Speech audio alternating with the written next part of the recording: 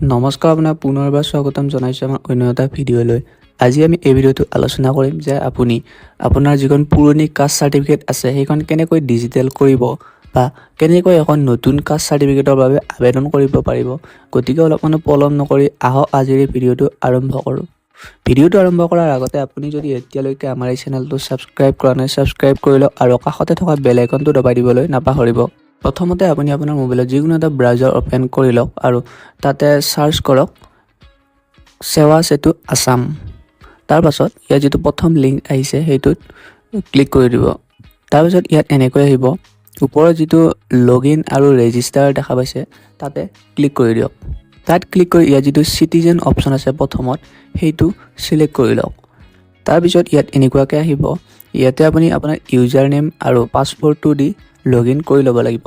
যদি আপোনাৰ আগৰ পৰা একাউণ্ট বনাই থোৱা নাই তেতিয়াহ'লে তলত যিটো নিউ ইউজাৰ বুলি আছে সেইটোত ক্লিক কৰি নতুন একাউণ্ট ক্ৰিয়েট কৰি ইউজাৰ নেম আৰু পাছৱৰ্ড দিয়াৰ পিছত তলত যিটো চাইন ইন বুলি অপশ্যন আছে সেইটোত ক্লিক কৰি দিব। তাত ক্লিক কৰি দিয়াৰ লগে লগে তাৰপিছত ইয়াত যিটো তলত স্কিপ নাও বুলি আছে সেইটোত ক্লিক কৰি দিব। তাৰপিছত আপোনাৰ আগত এনেকুৱাকৈ আহি যাব, ওপৰত যিটো হোম বুলি দেখিছে সেই হোম অপশ্যনত ক্লিক কৰি দিয়ক। তাৰপিছত তলত দেখিছে যে ইছুৱেঞ্চ অফ কাষ্ট চাৰ্টিফিকেট সেই অপশ্যনটোত ক্লিক কৰি দিব। তাৰপাছত ইয়াত যিটো তলত এপ্লাই নাও বুলি অপশ্যন আহিছে সেইটোত ক্লিক কৰি দিয়ক। এতিয়া আপোনাৰ আগত এখন ফৰ্ম আহি যাব, এইখন আপুনি সম্পূৰ্ণ শুদ্ধকৈ ফিল আপ কৰিব লাগিব। ইয়াত তলত যিটো ইংৰাজী দেখিছে সেইটো ইংলিছে চিলেক্ট কৰা হৈ থাকিব দিব আৰু তলত দেখিছে যে আবেদনৰ বাবে বা এপ্লিকেশ্যন ফৰ, তাত আপোনাৰ যিটো কাষ্ট হয় সেই কাষ্টটো চিলেক্ট কৰিব লাগিব। ইয়াত যিটো OBC আছে সেই OBC হয় নে ST হয় সেইটো চিলেক্ট কৰি ল'ব আপোনাৰ যিটো কাষ্ট হয়। তাৰপাছত কাষত যিটো দেখিছে তাতে আপোনাৰ নামটো চিলেক্ট কৰিব, তলত জেণ্ডাৰটো চিলেক্ট কৰিব আৰু তাতে মোবাইল নম্বৰটো তলত অট'মেটিক একাউণ্টটো বনাওঁতে যিটো নাম্বাৰ দিছিলে সেইটো আহি যাব। তাৰপাছত ইয়াত আপোনাৰ ফাদাৰ নেমটো লাগিব আৰু মাদাৰ নেম। তাৰপিছত যিটো আপোনাৰ চিলেক্ট এ কাষ্ট সেইটো আছে তাত আপুনি যিটো কাষ্ট হয় যিটো কমিউনিটি হয় সেইটো আপুনি ইয়াৰ পৰা চিলেক্ট কৰি ল'ব লাগিব। মই ইয়াতে কোচ ৰাজবংশীটো দি দিছোঁ। তাৰপাছত ইয়াত যিটো কাষত আহিছে তাৰটো আপুনি যিটো চাব কাষ্ট সেইটো চিলেক্ট কৰি ল'ব লাগিব। তাৰপাছত ইয়াত আপোনাৰ সম্পূৰ্ণ শুদ্ধকৈ আপোনাৰ এড্ৰেছটো বহাই দিব। ইয়াত আপোনাৰ ডিষ্ট্ৰিক্টখন চিলেক্ট কৰিব, ইয়াত চাব ডিষ্ট্ৰিক্টটো, ইয়াতে আপোনাৰ চাৰ্কুলাৰ নামটো চিলেক্ট কৰিব, সেইটো অট'মেটিক দেখাই দিব।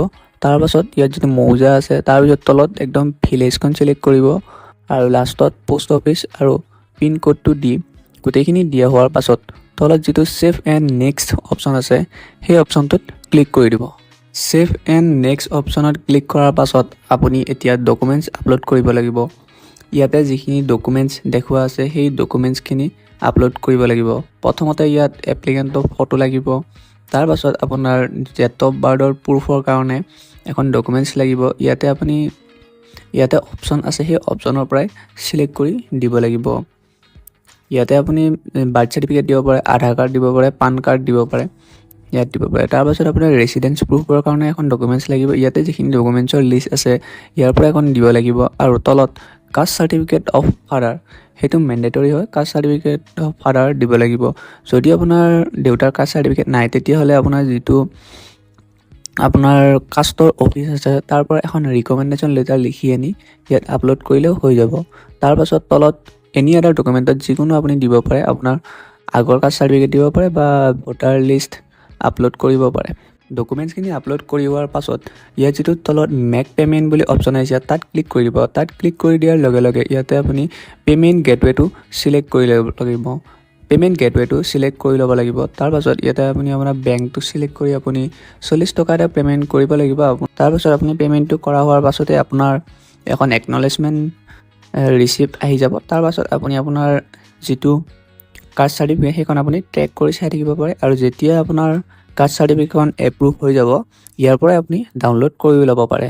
গতিকে যদি ভিডিঅ'টো ভাল লাগিছে ভিডিঅ'টো লাইক কৰক আৰু আগলৈ এনেধৰণৰ ভিডিঅ'সমূহ চাই থাকিবলৈ চেনেলটো ছাবস্ক্ৰাইব কৰিব আৰু কাষতে থকা বেল আইকনটো দবাই দিবলৈ নাপাহৰিব। ধন্যবাদ।